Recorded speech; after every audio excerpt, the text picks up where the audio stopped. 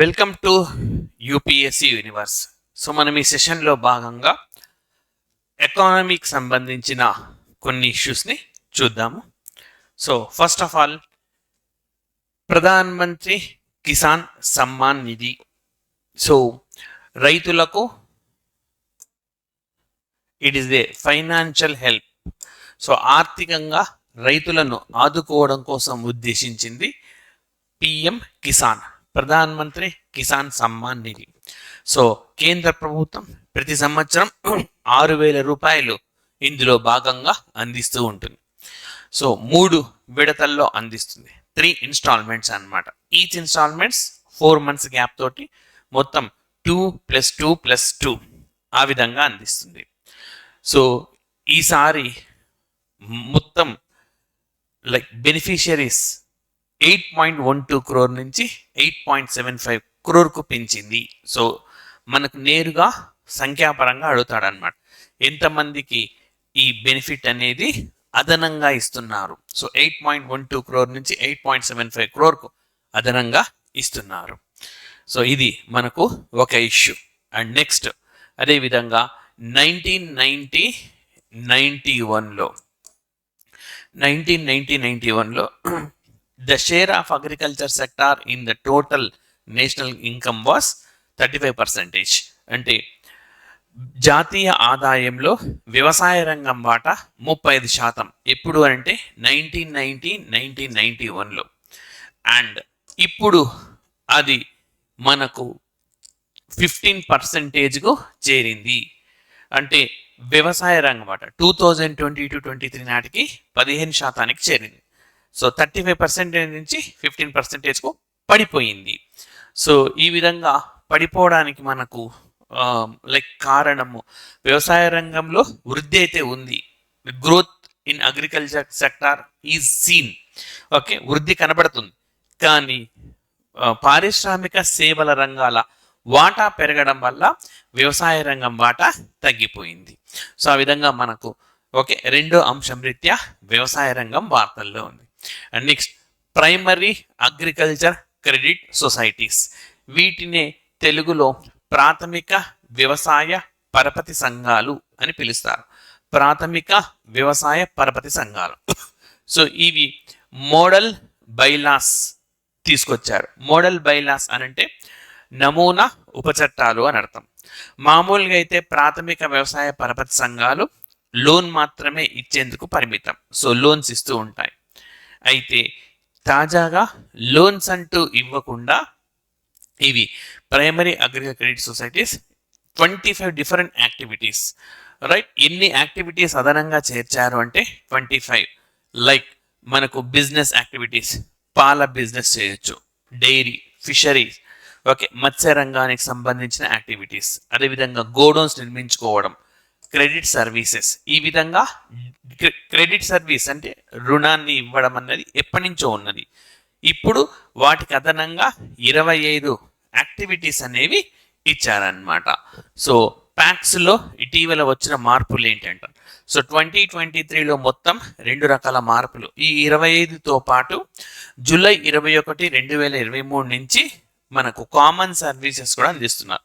Common services అని అంటే సాధారణ సేవలు, అంటే మీ సేవలో లభించే సర్వీసెస్ ఏవైతే ఉన్నాయో అవి కూడా ఇక్కడ అందుబాటులోకి తెచ్చారు. అండ్ నెక్స్ట్, అదేవిధంగా కృషి 24/7 అని చెప్పి ఆర్టిఫిషియల్ ఇంటెలిజెన్స్తో పనిచేసే ఒక సరికొత్త వ్యవస్థని అందుబాటులోకి తెచ్చారు.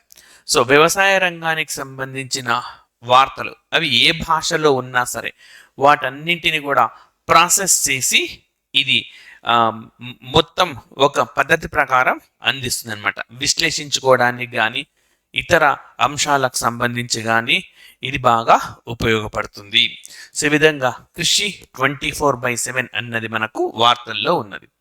అండ్ నెక్స్ట్, మనకు ఇండియన్ అగ్రికల్చర్ రీసెర్చ్ ఇన్స్టిట్యూట్, భారత వ్యవసాయ పరిశోధనా సంస్థ పూసా 2090ని డెవలప్ చేసింది. చాలా ముఖ్యమైనది. ఇటీవలి కాలంలో పూసా 2090 వార్తల్లో ఉంది. ఇది ఏంటి అని చెప్పి అడుగుతారు. సో నిజానికి భారతదేశంలో జూన్లో మనం వేసేది ఖరీఫ్ అన్నమాట. వ్యవసాయ సీజన్ ఏంటంటే ఖరీఫ్ సీజన్. ఈ ఖరీఫ్ సీజన్లో మనకు పంజాబ్, హర్యానా రాష్ట్రాల్లో వరిని పండిస్తారు. సో ఇది 150 రోజులు అవుతుంది. 150 నుంచి 155 రోజుల మధ్య మనకు పంటను వస్తుంది. అంటే June, July, August, September, October 5 నెలలు అనమాట. సో ఈ ప్రతి నెల 30 రోజులు అంటే 5 3 జా 15 150 డేస్, రైట్. అయితే అక్టోబర్ అంటే మనకు రబీ కాలం వచ్చేసింది.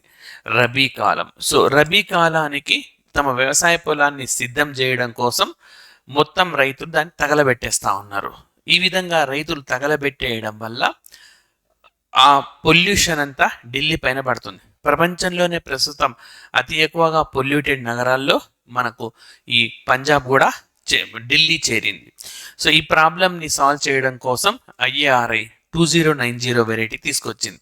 సో ఈ 2090 అనే వెరైటీ మనకి ఏ విధంగా ఉపయోగపడుతుంది అని అంటే 120 రోజుల్లోనే పంట చేతికి వస్తుంది. హార్వెస్టింగ్ అంటాం, కోత సమయం.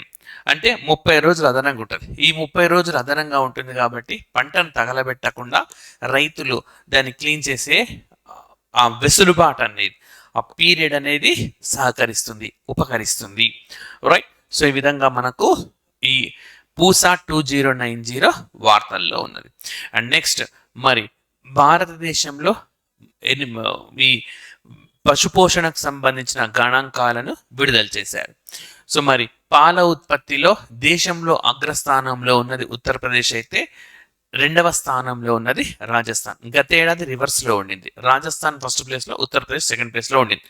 ఇప్పుడు పొజిషన్స్ అనేవి రివర్స్ అయినాయి. ఆ తర్వాత వార్షిక వృద్ధి రేటులో, యాన్యువల్ గ్రోత్ రేట్లో కర్ణాటక అగ్రస్థానంలో ఉన్నది.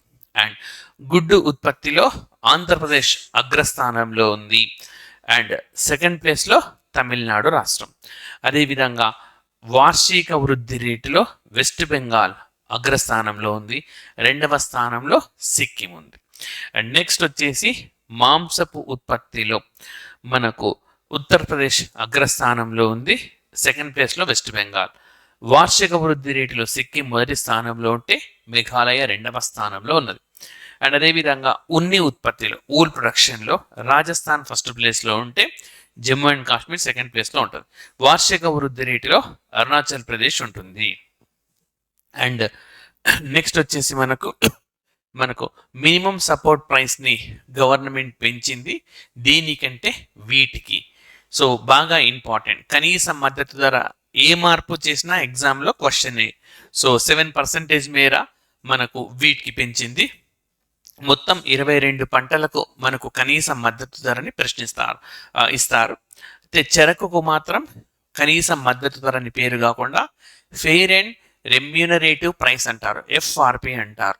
సో ఇంగ్లీష్లో అయినా అంతే, తెలుగులో అయినా కూడా దీనికి ప్రత్యేకించగా పదం లేదు, చెరకుకు మాత్రమే. సో అదేవిధంగా మనకు ఈ ఎరువులకు సంబంధించిన సబ్సిడీ అమౌంట్ 22,303 crore అనమాట. 22,303 కోట్లు మనకు ఈ లైక్ ఫర్టిలైజర్స్కి సంబంధించినవన్నీ సబ్సిడీస్ ఈ సంవత్సరము ప్రభుత్వం అందివ్వబోతుంది. అండ్ అదేవిధంగా మనకు ప్రపంచంలోనే అతిపెద్ద గ్రెయిన్ స్టోరేజ్ అంటే ఆహార ధాన్యాలను నిల్వ చేసేదన్నమాట. మామూలు భాషలో గోడౌన్ అనుకుంటూ ఉంటాం. మనకు ధాన్యాలను నిల్వ చేసే కేంద్రం, అతిపెద్ద ధాన్య భాండాగారంగా చెప్పుకోవచ్చు. సో సహకార రంగంలో రానున్నది భారతదేశంలోనే, ప్రపంచంలోనే అతిపెద్దది మనకు భారతదేశంలోనే రానున్నది. సో ఆ విధంగా మనకు ఈ అంశం వార్తల్లో. అండ్ అదేవిధంగా భారతదేశంలో మొదటి వ్యవసాయ డేటా ఎక్స్చేంజ్ అన్నమాట, వ్యవసాయ రంగానికి సంబంధించిన డేటా ఎక్స్చేంజ్ హైదరాబాద్లో ఏర్పాటు చేయబోతున్నారు. మరి మొట్టమొదటిగా ఏ జిల్లా డేటాను సేకరించబోతున్నారంటే ఖమ్మం జిల్లాకు సంబంధించిన డేటాను సేకరించబోతున్నారు. అండ్ నెక్స్ట్ వచ్చేసి మనకు వ్యవసాయ రంగానికి సంబంధించి కేంద్ర ప్రభుత్వం Kisan Rin portal, door to door KCC and విన్స్ అని 3 స్టార్ట్ చేసింది. విన్స్ అని అంటే weather information network data systems. So పేరే తెలియజేస్తా ఉంది, వాతావరణానికి సంబంధించిన సమాచారాన్ని రైతులకు అందిస్తుంది. KCC క్యాంపెయిన్ అంటే కిసాన్ క్రెడిట్ కార్డ్, రైతులకు ఇచ్చే క్రెడిట్ కార్డుకు సంబంధించిన ప్రచారం ప్రతి ఇంటికి వెళ్ళి చేస్తుంది. అదేవిధంగా మరి కిసాన్ రిన్ పోర్టల్లో రైతులకు అర్హతకు సంబంధించిన పథకాలు ఇవన్నీ విషయాలను తెలియజేస్తుంది. అండ్ అదేవిధంగా మనకు వ్యవసాయ రంగం పైన వేసే అగ్రికల్చర్ సెస్ అంటే ట్యాక్స్ ఆన్ ట్యాక్స్, పన్నుపై పన్ను. ఏదైనా ఒక లక్ష్యాన్ని ఎంచుకొని ఆ లక్ష్యం తీరే వరకు సెస్ విధిస్తారు. దాన్ని పన్నుపై అంటే 100 రూపాయలు దాటితే ఖర్చు పన్ను ఉంటుంది, లేకపోతే ఉండదు. పన్నుపై పన్ను. సో ఆ సెస్ని గతంలో మనకు ఎల్పిజిని మనకు దిగుమతి చేసుకున్న, ఇంపోర్ట్ చేసుకున్న లిక్విఫైడ్ ప్రొపేన్, లిక్విడ్ బ్యూటెన్, వీటిని ఎప్పుడు మనము దిగుమతి చేసుకున్న వాటిపైన పన్ను ఉండేది. ఇప్పుడు దాన్ని తీసేశారనమాట. ఆల్రెడీ వీటి ధరలు పెరిగినాయి. దీనివల్ల ద్రవ్యోల్బణం అనేది వస్తూ ఉన్నది, ఇన్ఫ్లేషన్ అంటారు ఇంగ్లీష్లో. అది వస్తున్న నేపథ్యంలో దీనిపైన అదనపు సెస్ని తొలగించారు. సెప్టెంబర్ ఫస్ట్ నుంచి దేనిపైన అదనపు పన్నుని తొలగించారు అని అడుగుతారు. సో కంపల్సరీగా గుర్తుపెట్టుకోవాలి. నెక్స్ట్ పిఎం ప్రణామ్ అని చెప్పి ప్రారంభించారు. చాలా ముఖ్యమైన పథకము. ఇటీవలి కాలంలో ప్రభుత్వం పిఎం ప్రణామ్ ప్రారంభించింది. దీనికి సంబంధించింది అని అడుగుతాడు. సో పిఎం ప్రణామ్ అని అంటే మనకు ఆల్టర్నేటివ్ ఫెర్టిలైజర్స్, ప్రత్యామ్నాయ ఎరువులు, రసాయన ఎరువుల స్థానంలోనే ప్రత్యామ్నాయ ఎరువులు. So PM Pranam, PM Kusum ఈ రెండిట్లోంచి కంపల్సరీగా ఒక క్వశ్చన్ అడుగుతూ ఉన్నారు. సో పిఎం ప్రణామ్ అనంటే ప్రత్యామ్నాయ ఎరువులకు సంబంధించింది. పిఎం కుసుమ్ అనంటే సౌరశక్తిని అందించేది అనమాట. సో కిసాన్ ఉర్జ సేవ ఉత్తమ్ ఏవం అభియాన్ అని చెప్పి. అండ్ నెక్స్ట్ వచ్చేసి మనం పిఎం ప్రణామ్ అంటే full form PM programme for restoration, awareness, nourishment and amelioration of mother earth. So full forms కంపల్సరీగా గుర్తుపెట్టుకోవాలి. అండ్ నెక్స్ట్ వచ్చేసి మనకు ఇండస్ట్రీ సెక్టార్లో ర్యాంప్ని ప్రారంభించారు. ర్యాంప్ అని అంటే raising and accelerating MSME productivity అని అర్థం. సో ఇది యాక్చువల్గా 2020లో ప్రారంభించిన పథకం. సూక్ష్మ లఘు సంస్థలను అభివృద్ధి పదంలో తీసుకొచ్చేందుకు కేంద్ర ప్రభుత్వం ప్రారంభించింది. మరి ఇందులో ఇప్పుడు 3 ఉప పథకాలు వచ్చినాయి. సో ఉప పథకాలకు సంబంధించి మనకు కంపల్సరీగా క్వశ్చన్స్ అనేవి అడుగుతారు, ఉప పథకాలకు సంబంధించినవి.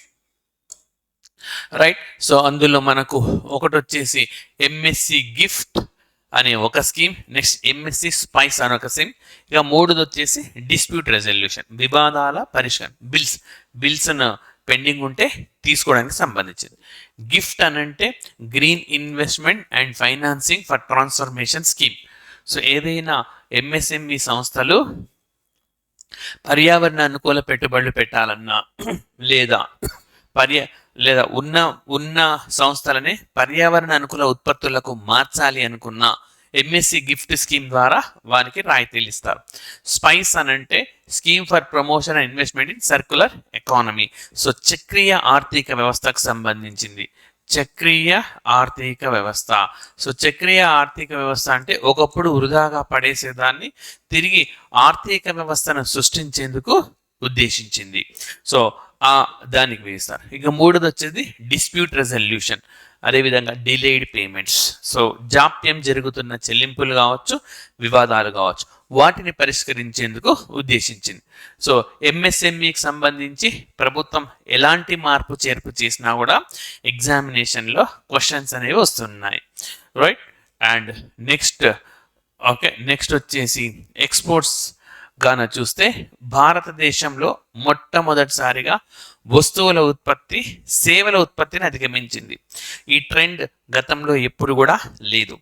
మేక్ ఇన్ ఇండియా సాధించిన విజయంగా దీన్ని మనం చెప్పుకోవచ్చు. మేక్ ఇన్ ఇండియా అంటే భారత్లో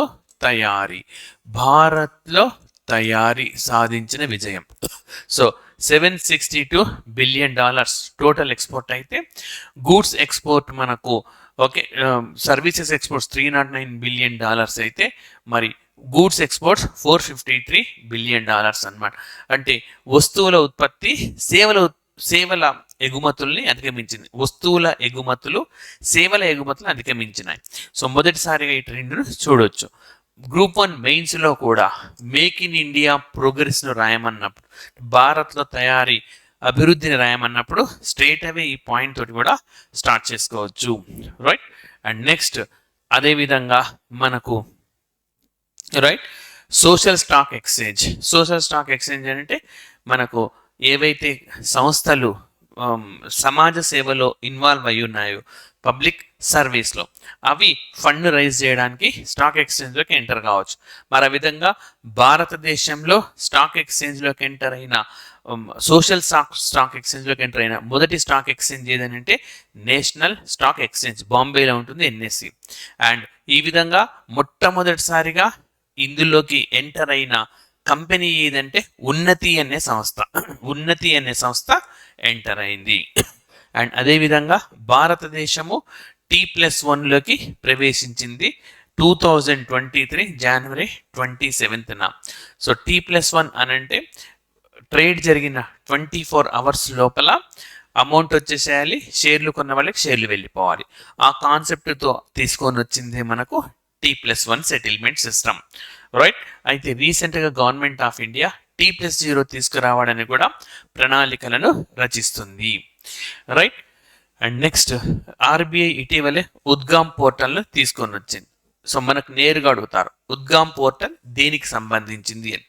అన్క్లెయిమ్డ్ డిపాజిట్స్కు సంబంధించింది. అన్క్లెయిమ్డ్ అని అంటే కొంతమంది రకరకాల కారణాల వల్ల తమ పాత అకౌంట్ని లైక్ తెలియకపోయి ఉండొచ్చు. అంటే ఎవరైనా అకౌంట్ హోల్డర్ దురదృష్టవశాత్తు సడన్గా చనిపోయినా కూడా వాళ్ళ వారసులకి ఆ పిన్ నెంబర్స్ కానీ తెలియకపోవడం, సో అండ్ డాక్యుమెంటేషన్ ఎక్కువ ఉన్నందుకు గతంలో పనిచేసిన ఆఫీస్ నుంచి డిటాచ్మెంట్ అవ్వడం, ఇలాంటి ప్రాబ్లమ్స్ అన్నీ ఉంటాయి. అలాంటి వాళ్ళు ఈ పోర్టల్ ద్వారా తమ అమౌంట్ని క్లెయిమ్ చేసుకోవచ్చు. సో ఆన్లైన్లోనే మొత్తం డాక్యుమెంటేషన్ను ప్రొడ్యూస్ చేయడం ద్వారా ఎంతో ప్రయోజనం దక్కుతుంది. ఉద్గామ్ పోర్టల్ దేనికి సంబంధించింది అని అడుగుతాం. అండ్ నెక్స్ట్ అదేవిధంగా ఇక్కడ 2 అంశాలు చెప్పబోతున్నాను. భారతదేశంలో మొట్టమొదటి చెల్లింపు బ్యాంక్ అంటే పేమెంట్ బ్యాంక్ ఏది అని అంటే ఎయిర్టెల్. మరి భారతదేశంలో ఈకో ఫ్రెండ్లీ డెబిట్ కార్డ్, పర్యావరణ అనుకూలమైన డెబిట్ కార్డు అందుబాటులోకి తెచ్చింది ఏది అని అంటే అది కూడా ఎయిర్టెల్ అనమాట. పర్యావరణ అనుకూల కార్డు ఏ విధంగా తెస్తుంది అని అంటే మనకు అప్పటికే ఉండే డెబిట్ కార్డ్ ఈ పాలివినైల్ ఫ్లోరిన్ని రీసైకిల్ చేస్తుంది అనమాట. రైట్. అండ్ అదేవిధంగా ఇంక్రిమెంటల్ క్యాష్ రిజర్వ్ రేషియో, దీన్ని దశల వారీగా ఎత్తివేస్తాం, ఫేజ్డ్ మేనర్గా ఎత్తివేస్తామని చెప్పి రిజర్వ్ బ్యాంక్ ఆఫ్ ఇండియా ప్రకటించింది. మరి సిఆర్ఆర్ అంటే ప్రతి డిపాజిట్లో కొంత మొత్తము ఇవ్వాల్సి ఉంటుంది. ఎవరికంటే ఆర్బీఐకి. సో అది మానిటరీ పాలసీలో చెప్తారు. ద్రవ్య విధానం, సో ప్రతి సంవత్సరము మనకు ద్రవ్య విధానం అనేది ఈ నిర్ణీత కాలంలో అనౌన్స్ చేస్తూ ఉంటారు. ఆ నిర్ణీత కాలంలో దీన్ని అందిస్తూ ఉంటారు. రైట్. అయితే నిర్ణీత కాలంలో దీన్ని అందించే సందర్భం ఒకటి. తర్వాత అనుకోకుండా మనకు ద్రవ్యోల్బణం పెరిగినప్పుడు, ఇన్ఫ్లేషన్ పెరిగినప్పుడు, బ్యాంకుల దగ్గర ఎక్కువ డబ్బులుండి ఈజీగా లోన్స్ అందుబాటులో ఉన్నప్పుడు అప్పుడు ఆర్బీఐ కొంచెం మానిటరీ పాలసీతో సంబంధం లేకుండా పెంచుతుంది. ఆ పెంచడాన్ని ఇంక్రిమెంటల్ క్యాష్ రిజర్వ్ రేషియో అంటారు. దాన్ని దశల వారీగా ఎత్తివేస్తామని ఆర్బీఐ ప్రకటించింది. సో నేరుగా అడుగుతారు ఇటీవలి కాలంలో ఏ వ్యవస్థను దశల వారీగా ఎత్తివేస్తామని చెప్పి ఆర్బీఐ ప్రకటించింది అంటాడు. ఇంక్రిమెంటల్ క్యాష్ రిజర్వ్ రేషియోని. అండ్ అదేవిధంగా నబార్డ్, సో మనకు సామాజిక బాండ్లో భాగంగా, సోషల్ బాండ్లో భాగంగా నబార్డ్ అనేది 1040.50 క్రోర్స్ అమౌంట్ని సమీకరించింది. సో నబార్డ్ అనేది మనకు 6వ పంచవర్ష ప్రణాళికలో ఏర్పాటు చేసిన బ్యాంక్. ఓకే, శివరామన్ కమిటీ సూచన మేరకు దీన్ని ఎస్టాబ్లిష్ చేశారనమాట. అండ్ అదేవిధంగా మనకు రైట్ భారతదేశంలో మొట్టమొదటిసారిగా లైక్ ఫ్లడ్స్ని కంట్రోల్ చేసేందుకు, ఓకే ఫ్లడ్స్ అంటే వరదలను నియంత్రించేందుకు మొదటిసారిగా మౌలిక సదుపాయాలను ఎక్కడ అభివృద్ధి చేస్తున్నారనంటే చెన్నైలో. దీనికి ఎంపికైన భారతదేశ మొట్టమొదటి నగరము చెన్నై. అదేవిధంగా భారతదేశంలో మొదటి మెట్రో రైల్ నాలెడ్జ్ సెంటర్ ఎక్కడ రానున్నది అంటే ఢిల్లీలో రానున్నది. అండ్ అదేవిధంగా మనకు ప్రపంచంలోనే అతి పొడవైన రైల్వే ప్లాట్ఫామ్ మనకు కర్ణాటకలోని హుబ్బాలీలో ప్రారంభించారు. అండ్ అదేవిధంగా మనకు ఆత్మనిర్భర్ భారత్లో భాగంగా 508 రైల్వే స్టేషన్లను అభివృద్ధి చేయనున్నారు. సో ఈ విధంగా ఈ అమృత్ భారత్ రైల్వే స్టేషన్స్కు 24,470 కోట్ల రూపాయలను వ్యయం చేయనున్నారు. రైట్. అండ్ అదేవిధంగా మనకి అడానీ సంస్థని second largest global solar PV అని మనకు మెర్కోమ్ క్యాపిటల్ సంస్థ ప్రకటించింది. సో మెర్కోమ్ క్యాపిటల్ సంస్థ ఏం ప్రకటించింది అని అంటే సోలార్ ఫోటో వోల్టాయిక్లను అభివృద్ధి చేయడంలో ప్రపంచంలోనే 2వ స్థానంలో ఉన్న సంస్థ ఏదంటే అడానీ. అండ్ అదేవిధంగా Reliance and IIT Bombay Bharat GPT కోసం ఒప్పందాన్ని కుదుర్చుకున్నాయి. ఐఐటి బాంబే ఈ సంవత్సరం యుఐడిఏతో కూడా ఒప్పందం కుదుర్చుకుంది. సో టచ్లెస్ బయోమెట్రిక్ సిస్టమ్స్ను డెవలప్ చేయడం కోసం. అదేవిధంగా ఐఐటి బాంబే లైక్ మన యుఏఈలో కూడా ఒక కొత్త బ్రాంచ్ను ఓపెన్ చేయబోతుంది. ఐఐటి చెన్నై ఏమో టాంజానియాలో, శ్రీలంకలోని క్యాండీలో కూడా ఓపెన్ చేయబోతున్నాయి. అండ్ అదేవిధంగా మనకు లైక్ ఆయిల్ ఇండియా అనే సంస్థ మహారత్న హోదాను పొందింది. ఆయిల్ ఇండియా అనే సంస్థ మహారత్న హోదాను. అండ్ ఓఎన్జీసీ విదేశ్ నవరత్న హోదాను పొందింది. ఈ సంవత్సరం నవరత్న హోదా పొందిన అదర్ కంపెనీస్ కానీ చూస్తే ఆర్సీఎఫ్ అంటాం, రాష్ట్రీయ కెమికల్ ఫర్టిలైజర్స్, అదేవిధంగా రైట్స్ అండ్ ఇర్కాన్, ఇవన్నీ కూడా నవరత్న హోదాను పొందినాయి. రైట్స్ అని అంటే rail India technical and economic service అన్నమాట. ఈ తాజా అప్గ్రేడేషన్ తోటి, తాజా నిర్ణయాలతో దేశంలో మహారత్న సంస్థల సంఖ్య 13కు వెళ్తే నవరత్న సంస్థల సంఖ్య 16కు వెళ్ళింది. రైట్. అండ్ అదేవిధంగా మనకు మరి ఐఫోన్లను భారతదేశంలో తయారు చేయాలి అని చెప్పి టాటా సంస్థ నిర్ణయించింది. సో ఇప్పటి వరకు ఐఫోన్లు భారతదేశంలో దేశీయంగానే విదేశాల నుంచే దిగుమతి చేసుకుంటున్నారు. తాజా నిర్ణయంతో భారతదేశంలోనే ఐఫోన్ తయారు చేయబోతున్న సంస్థ ఏంటంటే టాటా.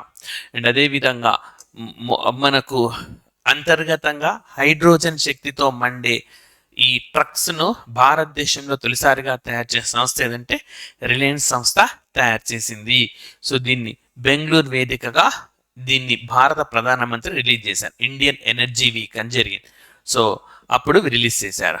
అండ్ అదేవిధంగా మరి అమెరికాకు చెందిన మనకు ఇంటర్సెప్ట్ అనే సంస్థ భారతదేశంలో పారదర్శకంగా వ్యవహరిస్తున్న కంపెనీలకు సంబంధించి డేటాను రిలీజ్ చేసింది.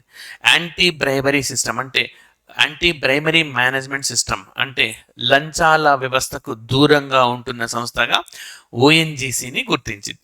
సో భారతదేశంలో ఈ సర్టిఫికేషన్ పొందిన మొట్టమొదటి సంస్థని మనం రైట్ ఓఎన్జీసీని చెప్పొచ్చు. సో ఇంతకుముందు నవరత్న హోదా పొందింది ఓఎన్జీసీ విదేశ్. రైట్. సో ఇదేమో ఓఎన్జీసీ ఒరిజినల్ కంపెనీ అన్నమాట. సో ఇవి మనకు ఈ సంవత్సరానికి సంబంధించిన ముఖ్యమైన ఎకానమీ, ఈ సంవత్సరం అంటే 2020కి సంబంధించిన ముఖ్యమైన economic issues. Thank you very much.